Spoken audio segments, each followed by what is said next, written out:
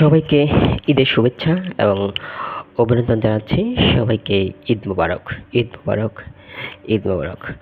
সবাই বাড়ি যাচ্ছেন অনেকদিন পর।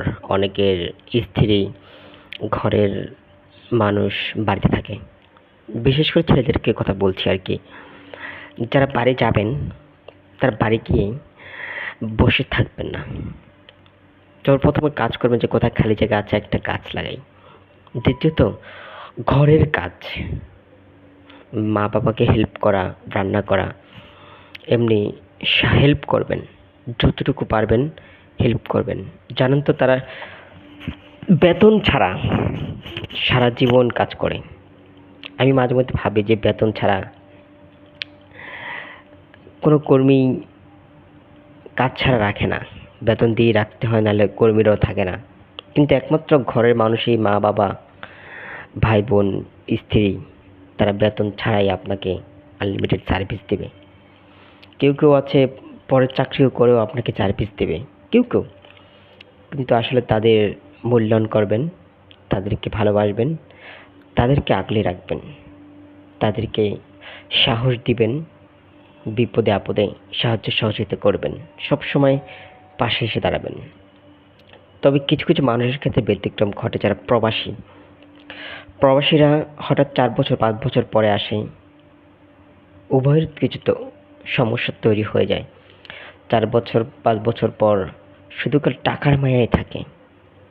টাকার মায়া ছাড়া অন্য ভালোবাসা আসলেই খুব কম থাকে, খুব কম। সো যারা প্রবাসী তারা সবসময় নিজের স্ত্রী বা মায়ের বা বোনের অ্যাকাউন্টে সব টাকা পাঠাবেন না। আপনার নিজের কাছে কিছু রেখে দিবেন। আপনি প্রবাসে যাওয়ার আগে একটা ব্যাংক অ্যাকাউন্ট খোলেন, ওই ব্যাংকে আপনি টাকা জমান। ম্যাক্সিমাম দেশ প্রবাসে ফেরত এসে হয়তো খুব তাড়াতাড়ি মরে যায়, আর না হতাশায় ভোগে, পাগলের মতো আচরণ করে, স্ত্রী পায় না, মায়ের ভালোবাসা পায় না। সাময়িক যখন বলেন যে আর যাবো না, তখন কেউ দাম দেয় না, আপনাকে জোর করে হোক আপনাকে পাঠিয়ে দিতে চায়। সো আপনি ভুল করবেন না কখনো, আপনার অ্যাকাউন্টে টাকা জমাবেন। মা বাবার যতটুকু প্রয়োজন অতটুকু দেবেন। আপনার 10 বছর কাটিয়ে আসবেন, আপনি 3 লাখ ঋণ করে গেছেন, 10 বছর পরও দেখবেন যে আরো 50,000 টাকা 20,000 টাকা ঋণ থাকে। বা আপনি জোর করে ঋণ কমপ্লিট করলেন, দেখেন যে আরেক জায়গায় ঋণ তৈরি হয়ে গেছে, কোনো সমস্যা তৈরি হয়ে গেছে।